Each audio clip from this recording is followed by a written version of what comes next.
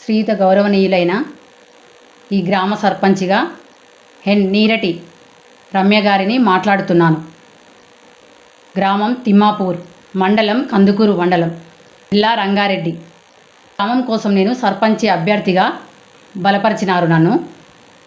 నేను ఖచ్చితంగా ఈ ఊరి కోసము, ఇప్పుడు కాంగ్రెస్ అధికారంలో ఉంది, కాంగ్రెస్ పార్టీ కాబట్టి ఖచ్చితంగా నేను ఈ ఊరి ప్రజల కోసము ప్రజాసేవ చేయడానికే ముందుకు అభ్యర్థిగా నిలబడినాను. ఇప్పుడు నేను ఎస్సీ మాల కాబట్టి మా మాల తరపు నుంచి ఒక తిమ్మాపూర్ గ్రామంలో గుడి దేవాలయాన్ని, పోచమ్మ గుడి దేవాలయాన్ని కూలగొట్టినారు.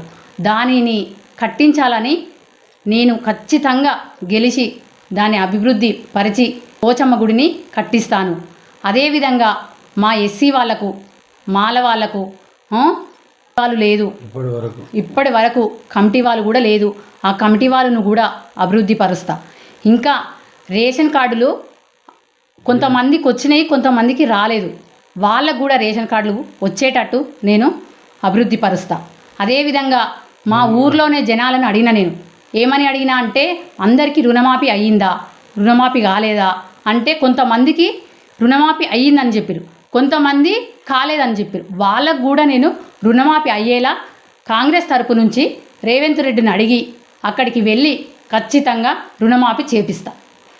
ఊళ్ళో ఉన్న ప్రజలందరికీ, ఇంకా ఊర్లో ఖచ్చితంగా ఎవరెవరికి ఏమేమి సమస్యలు ఉన్నాయో అవన్నీ అభివృద్ధి పరుస్తా. నేను ఒక బీఎడ్ కంప్లీట్ అయింది, నాది పీజీ ఎంబీఏ తెలుగు కంప్లీట్ అయిపోయింది. ఆల్రెడీ నేను టెట్ క్వాలిఫైడ్. డిఎస్సి కోసం నేను గురుకుల కోసము ప్రిపరేషన్ సాగిస్తున్నాను. ఆ విధంగా ఇప్పుడు ఎస్సీకి సర్పంచ్గా నిలబడాలి అని రావడం వల్ల నేను మా తరపు నుంచి నేను సర్పంచ్గా నిలబడినాను, కాంగ్రెస్ తరపు నుంచి నేను నిలబడినాను. అదేవిధంగా కేఎల్ఆర్ నాయకత్వంలో గ్రామ అభివృద్ధి కోసము నేను సేవ చేస్తాను. నాకు కాంగ్రెస్ తరపు నుంచి బ్యాట్ గుర్తు వచ్చింది. బ్యాట్ గుర్తుకు మీరు ఓట్లు వేసి నన్ను గెలిపించగలరు. నీరటి రమ్య అశ్విన్ కుమార్. నేను ఈ ఊరిలో ఎస్సీకి రిజర్వేషన్ వచ్చింది, కాంగ్రెస్ తరఫున బలపరిచినారు మా మేడాన్ని. గ్రామ అభివృద్ధికై ఎలాంటి సమస్యలున్నా తన వెనుక ఉండి ప్రతి ఒక్కరికి ఎలాంటి సమస్యలున్నా చేయగలుగుతారు. మంచి చదువుకున్న వ్యక్తి మొదట అంటే ఫస్ట్ తిమ్మాపూర్లో ఒక వ్యక్తి, మా భార్య సర్పంచ్. ఇంతవరకు చదువుకున్న వాళ్ళు ఎవరు రాలేదు. ఇప్పుడు ప్రధానమైన మంచి అవకాశం వచ్చింది పార్టీలో కాంగ్రెస్ తరఫున. మీ అందరు అందరు బలపరిచినారు కాబట్టి ప్రతి ఒక్కరు పేరున మీ అమూల్యమైన ఓటు వేసి మేడం గారిని గెలిపించగలరని మనవి చేస్తున్నాను. దీనికి మీ అందరి సహకారం ఉంటే ఇంకా ఎన్నెన్నో పనులు, ఇప్పటికి కాదు కాంగ్రెస్ ప్రభుత్వం ఇంకా 3 సంవత్సరాలే కాదు, నెక్స్ట్ వచ్చే 10 సంవత్సరాలకు కూడా ఆ కేఎల్ఆర్ గారి ఆశీస్సులతో ఎన్ని గ్రామ అభివృద్ధులైనా చేయగలుగుతారు. మీరు దానికి అందరూ సహకరించి ఒక సర్పంచ్గా ఆమెను గెలిపిస్తే ఆమెకు నేను తోడుగా ఉండి ఆమె అండదండాలతో ప్రతి ఒక్క యువకులను అందరినీ ఉత్తేజపరుస్తూ ప్రతి ఒక్క పనిలో మేము బానిసలుగా అయ్యి మీతో పాలు పంచుకుంటామని మనవి చేస్తున్నాం. మీకు అందరికీ మీకు ఏమున్నా, ఎట్లాంటి సమస్యలున్నా మన గ్రామంలో ఇప్పటివరకు చేయగలిగినటువంటి సమస్యలు ఏ గవర్నమెంట్ కూడా చేయలేదు.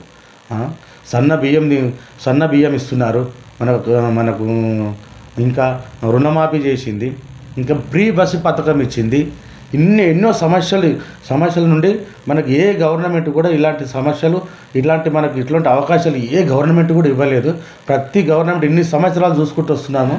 ఎన్నో గవర్నమెంట్లు పోతున్నాయి వస్తున్నాయి, కానీ ఫ్రీ బస్సు పథకం ఫ్రీ బస్సు పథకం ఎవరైనా ఇచ్చినారా? ఫస్ట్ మన తెలంగాణలో కాంగ్రెస్ ప్రభుత్వం ఒకటి ఇచ్చింది ఫ్రీ బస్సు పథకము. ఇంకోటి మన గ్రామాల్లో ప్రతి ఒక్క రోడ్లే, కానీ రోడ్ల నిర్మాణం ఇప్పుడు రోడ్ల నిర్మాణం బాగా సాగుతుంది. ఇలాంటివి ఎన్నెన్నో పథకాలు, ఇంకా ఎన్నెన్నో పథకాల కోసము మీరు అండదండాల నుంచి మమ్మల్ని గెలిపిస్తే మన ప్రభుత్వం ఉంది కాబట్టి మీరు ఎవరైనా వెనకంజ చేయకండి. మమ్మల్ని మేడం గారిని మంచి అమూల్యమైన ఓటేసి అత్యంత మెజార్టీతో గెలిపేయగలరని నేను మనవి చేస్తున్నాను. మీ అందరికీ నమస్కారము. కేఎల్ఆర్ గారి ఆశీస్సులతో కేఎల్ఆర్ గారు బాటలో ఉండి మనకు బ్యాట్ గుర్తొచ్చింది. మనకు కంపల్సరీ మనం 6 కొట్టాలి కంపల్సరీ.